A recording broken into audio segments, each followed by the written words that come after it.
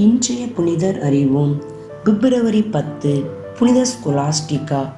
மழை, புயல் மற்றும் வெள்ளத்தால் பாதிக்கப்பட்டோரின் பாதுகாவலி.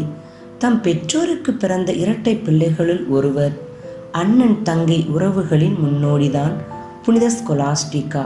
இத்தாலி நாட்டில் மதிப்போடும் மாண்போடும் வாழ்ந்த பெற்றோருக்கு 480ஆம் ஆண்டு பிறந்த இரட்டை பிள்ளைகளுள் ஒருவர் ஸ்கொலாஸ்டிகா.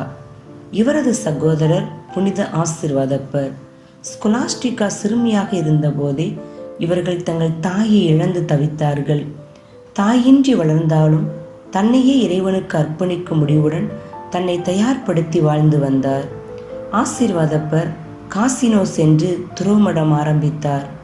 இம்மடம் பின்னாளில் மிகவும் புகழ்பெற்று விளங்கியது. சகோதரன் துறவு வாழ்வுக்கு சென்று விட்டதால் ஸ்கொலாஸ்டிகாவும் அருகில் இருந்த லம்பாரியாலோ என்ற ஊருக்கு சென்று வாழ்ந்து வந்தார். இவரும் கன்னியர்களுக்கென ஒரு துறவுமடம் தொடங்கினார். ஆண்டிற்கு ஒரு முறைதான் தமது சகோதரரை சந்திக்க சென்றார்.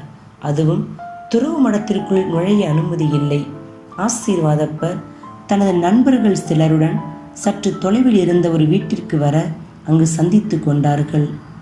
இந்த சந்திப்பு நேரங்களில் அண்ணனும் தங்கையும் ஆன்மீக கலந்துரையாடல்களால் தங்கள் ஆன்மாவை புதுப்பித்து கொண்டார்கள். தாங்கள் ஆரம்பித்திருக்கிற துறவு மடத்தின் வளர்ச்சி மற்றும் அதன் ஆன்மீக செயல்பாடுகள் குறித்து விவாதித்தார்கள். ஒரு முறை இவ்வாறு விவாதித்து கொண்டிருந்த போது நேரம் போனதே அவர்களுக்கு தெரியவில்லை. மாலை மங்கியது. இரவு நேரங்களில் வெளியிடங்களில் தங்குவதற்கு சபையின் விதிமுறைகளில் இடமில்லை என்பதால் உடனே கிளம்ப விரும்பினார் ஆசீர்வாதப்பர்.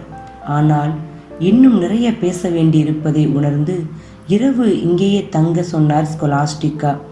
ஆசீர்வாதப்பர் சம்மதிக்காததால் ஸ்கொலாஸ்டிகா அங்கேயே கரம் பிரித்து இறைவனிடம் ஜெபிக்க ஆரம்பித்தார்.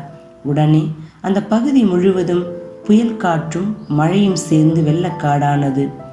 என்ன ஆயிற்று என்று ஆசீர்வாதப்பர் கேட்டதற்கு, இரவு தங்குங்கள் என்று உங்களிடம் கேட்டேன், நீங்கள் என் குரலுக்கு செவி கொடுக்கவில்லை அண்ணா, இறைவன் எனது குரலுக்கு செவி கொடுத்தார் என்றார். ஆசீர்வாதப்பரும் அவருடைய தோழர்களும் இரவு அங்கேயே தங்கினார்கள். அங்கிருந்து ஆசீர்வாதப்பர் சென்ற 3ஆம் நாள் 547 பிப்ரவரி 10ஆம் நாள் ஸ்கொலாஸ்டிகா இறந்தார். இவரின் ஆன்மா ஒளிரும் புறா வடிவில் விண்ணேற்றம் அடைந்ததை ஆசீர்வாதப்பர் கண்டு இறைவனை புகழ்ந்தார். உடலை தமது மடத்திற்கு கொண்டு வந்து தனக்கென தயார் நிலையில் வைத்திருந்த கல்லறையில் தன் தங்கையை அடக்கம் செய்தார்.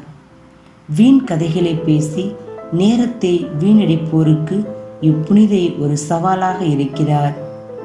இன்றைய புனிதையிடம் கற்போம். உடன்பிறப்புகள் ஒற்றுமையுடன் இணைந்து செயல்படுவோம்.